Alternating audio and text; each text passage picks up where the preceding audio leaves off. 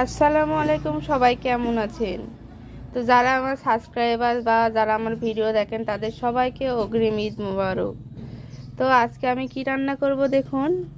আমাদের পদ্মা নদীর টাটকা ট্যাংরা মাছ রান্না করব দুইটা পেঁয়াজ দিয়ে। কি ভাবছেন দুইটা পেঁয়াজ? দেখুন হাতে তালুর সমান পেঁয়াজ, এগুলো কিন্তু আমাদের দেশি পেঁয়াজ। আর এখানে আমি আদা রসুন জিরা বাটা রেডি করে রেখেছি রান্না করার জন্য। চলুন রান্না শুরু করে দিই।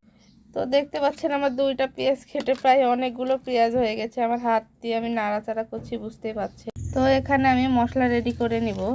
3 চামচের মতো লবণ দিয়ে দিব, 1.5 চামচের মতো হলুদ দিয়ে দিব। নদীর মাছ কিন্তু খেতে অনেক মজার। তো এখানে আমি 3 চামচের মতো মরিচের গুঁড়া দেব। মাছের পরিমাপটা কম হলেও মরিচের গুঁড়াটা আমি বেশি দেবো, কারণ ঝাল ঝাল হলে ভালো লাগে ট্যাংরা মাছ। তো আমার কড়াই গরম হয়ে গেছে, আমি পেঁয়াজ কুচিগুলো সবগুলোই দিয়ে দিব। দিয়ে একটু নাড়াচাড়া করার পর আমি তেল দিব। তো এখন আমি সরিষার তেল দিয়ে দেব পরিমাপ মতো। দিয়ে যতক্ষণ না আমার পেঁয়াজটা লাল লাল হয়ে আসছে ততক্ষণ আমি পেঁয়াজটা ভেজে নিই। যখন হালকা আমার পেঁয়াজটা ভাজা ভাজা হবে তখন আমি আস্ত জিরা দিয়ে দিব। তাহলে পেঁয়াজটা লাল লাল হওয়ার সাথে সাথে আমার জিরাটা ভাজা ভাজা হয়ে। তো আমার পেঁয়াজটা দেখতে পাচ্ছেন যে ভাজা ভাজা হয়ে গেছে। তো আমি মশলাটা দিয়ে এটা সুন্দরভাবে কষিয়ে নিব। তো সবাই সাথে থাকুন। তো দেখতে পাচ্ছেন আমার মাছটা খুব সুন্দর, তো মশলাটা খুব সুন্দরভাবে কষানো হয়ে গেছে। তো আমি এখন মাছগুলো দিয়ে দেব। মাছগুলো আবার কেউ ছোটো ভাইবেন না, দেখুন হাতে তালুতে রাখলাম কত বড় বোঝাই যাচ্ছে।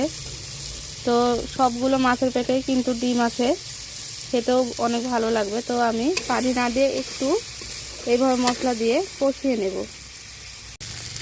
তো আমার কষানো শেষ। তো আমি একটু না পুরোটাই ঝোল দিয়ে দেব।